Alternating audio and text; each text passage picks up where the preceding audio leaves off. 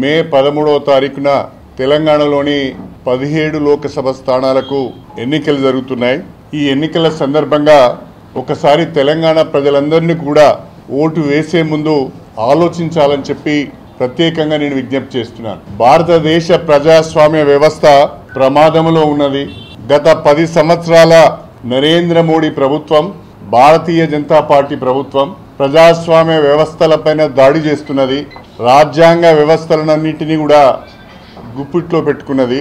ప్రజలకు స్వేచ్ఛగా మాట్లాడే అవకాశం లేకుండా, ప్రజలు స్వేచ్ఛగా రాజకీయాలు చేసుకునే అవకాశం లేకుండా, ప్రజలు స్వేచ్ఛగా మత విశ్వాసాలను గౌరవించే పరిస్థితి లేకుండా ఒక భయానక వాతావరణాన్ని భారతదేశ వ్యాప్తంగా భారతీయ జనతా పార్టీ అమలు చేస్తున్నది।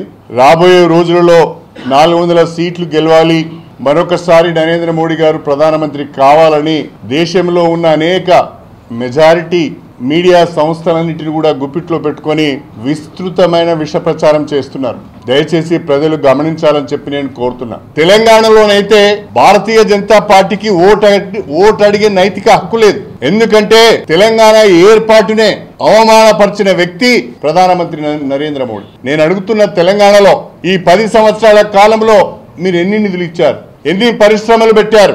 ఎన్ని విశ్వవిద్యాలయాలు పెట్టారు? ఎన్ని మెడికల్ కాలేజీలు పెట్టారు? ఎన్ని ట్రిపుల్ ఐటీలు పెట్టారు? ఎన్ని ఐఐఎంలు పెట్టారు? దేశంలో అనేక రాష్ట్రాలలో అనేక రకాలైన ప్రాజెక్టులను, విశ్వవిద్యాలయాలను, ఇన్స్టిట్యూషన్స్ ను మంజూరు చేశారు। తెలంగాణలో ఎందుకు చేయలేదు? అంటే తెలంగాణ పైన కక్షపూరితంగా బీజేపీ వ్యవహరిస్తున్నది। ఇది మన కళ్ళ ముందు కనిపిస్తున్నది। కనీసం కాజుపేట జంక్షన్ ను డివిజన్ చేయరు, కాజుపేటలో ఒక రైల్వే కోచ్ ఫ్యాక్టరీకి కనీసము సర్వే చేయించరు, ఇన్వెస్టిగేషన్ చేయరు। బయారంలో ఒక స్టీల్ ఫ్యాక్టరీ కొరకు సర్వే చేయరు। కాళేశ్వరమో లేకపోతే పాలమూరు రంగారెడ్డికో జాతీయ హోదా అంటే ఈమెంట్ ఇవ్వరు। తెలంగాణకు ఒక ఐఏఎం ఈమెంట్ ఇవ్వరు।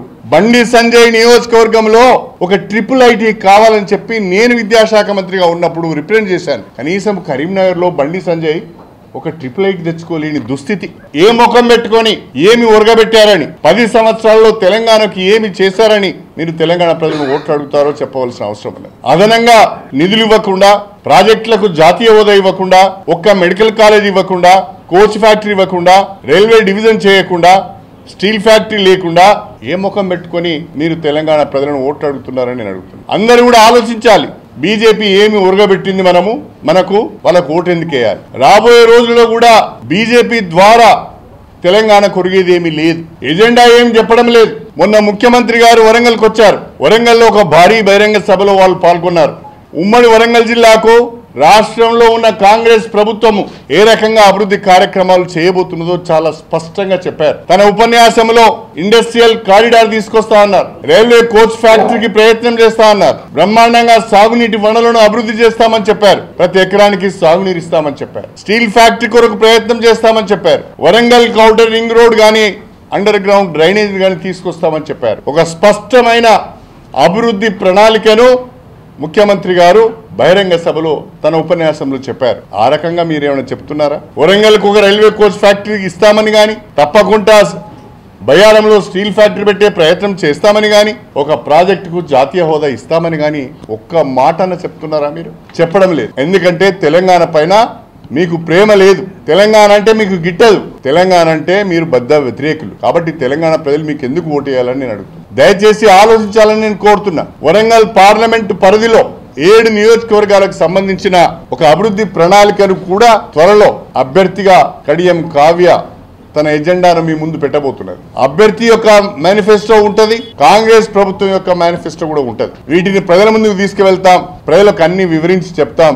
నేను తెలంగాణ ప్రజలను, ప్రత్యేకించి వరంగల్ పార్లమెంట్ పరిధిలోని ప్రజలకు కూడా విజ్ఞప్తి చేస్తున్నాను, ప్రజాస్వామ్యాన్ని పరిరక్షించే, లౌకికవాదాన్ని పరిరక్షించే చిత్తశుద్ధి గాని, శక్తి గాని ఒక కాంగ్రెస్ పార్టీకే ఉన్నది। రాజ్యాంగాన్ని కాపాడే శక్తి, అంబేద్కర్ ను గౌరవించే ఒక లక్షణం కాంగ్రెస్ పార్టీకే ఉంది। మన వరంగల్ జిల్లా అభివృద్ధికి సంబంధించిన ప్రణాళిక కూడా కాంగ్రెస్ పార్టీ దగ్గర ఉన్నది। దయచేసి మే 13న జరిగే ఎన్నికలలో తెలంగాణ ప్రజలందరూ కూడా కాంగ్రెస్ పార్టీ చేతి గుర్తుకు ఓటేసి భారతీయ జనతా పార్టీకి గుణపాఠం చెప్పాలని చెప్పి నేను ఈ సందర్భంగా విజ్ఞప్తి చేస్తున్నాను।